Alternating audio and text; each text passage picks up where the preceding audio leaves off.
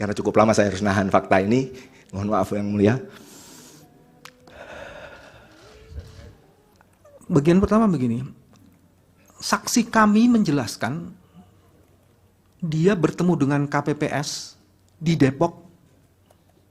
Tiba-tiba ada perubahan yang terjadi dalam mobil apps-nya dia, atau dalam, bukan mobilnya, webnya dia, yang tak terkontrol oleh dia. Ini bukan di KPU-nya ini. Dan itu terjadi di saat jeda. Bagaimana menjelaskan tiba-tiba ada angka yang tak bisa dikontrol oleh dia, padahal dia penguasa angka-angka itu, tapi dia itu berubah sendiri di dalam webnya dia. Itu informasinya.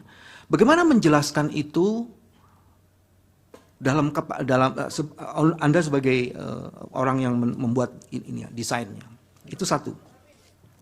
Terus kedua, bagaimana menjelaskan ada DPT 204 juta yang bisa dibeli di black web market?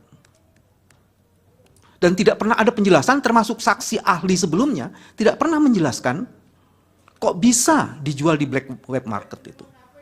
Di mana pertanggungjawabannya? Karena ini akan melanggar prinsip-prinsip dan azas dari pemilu. Itu yang kedua. Yang ketiga, tadi disebutkan ada mobile apps, betul ya? Mobile apps itu diinstal oleh masing-masing KPPS dan PPK terutama. Terus kemudian, apakah pernah dipertimbangkan bahwa install itu terhadap begitu banyak, tadi Yang Mulia Hakim Arief sudah mengatakan, ada begitu banyak orang menggunakan HP yang berbeda-beda, tapi disuruh menginstall mobile apps, apakah ini bukan bagian dari proses pembiaran yang sengaja ingin merusak? Ini bukan kelalaian. Kan ada dibikin arsitekturnya. Apalagi untuk daerah-daerah di Pegunungan Tengah sana. Problem untuk Pegunungan Tengah adalah karena tidak ada wifi-nya, signalnya, baru di tingkat PPK difoto. Pertanyaan saya, apakah ada jaminan yang difoto itu hasil yang tidak pernah diubah? Apa jaminannya?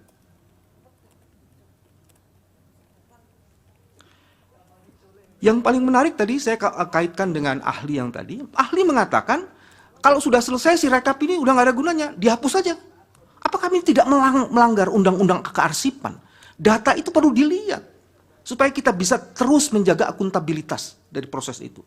Mungkin kalau ini bisa dijawab. Nah, yang selebihnya adalah kami pernah membuat surat kepada KPU, bahkan yang terakhir tanggal 12 Februari, untuk dilakukan audit IT. Karena saya ingin lanjutkan ke pertanyaan saya.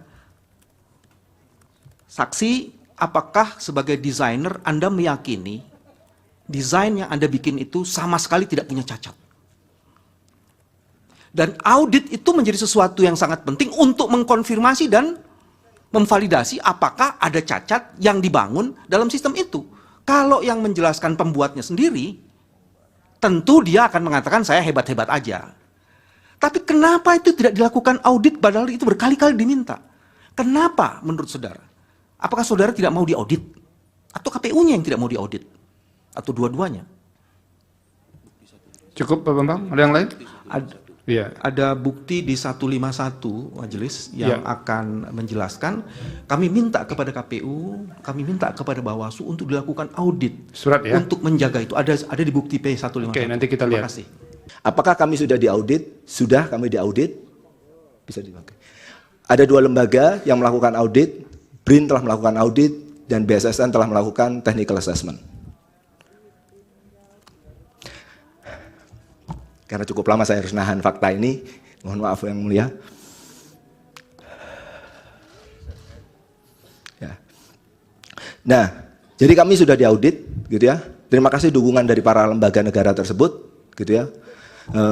Mendukung kami untuk menjadi lebih baik seperti saat ini. Walaupun tadi ada banyak kekurangan dan kawan-kawan, ya saya ambil pekerjaan ini, saya mau turun dari kampus, ya karena saya pengen belajar, pengen zakat ilmu gitu ya. Kalau dosen nggak terlalu banyak duitnya, makanya zakatnya lewat ilmu, bismillah. Download Tribun X sekarang, menghadirkan lokal menjadi Indonesia.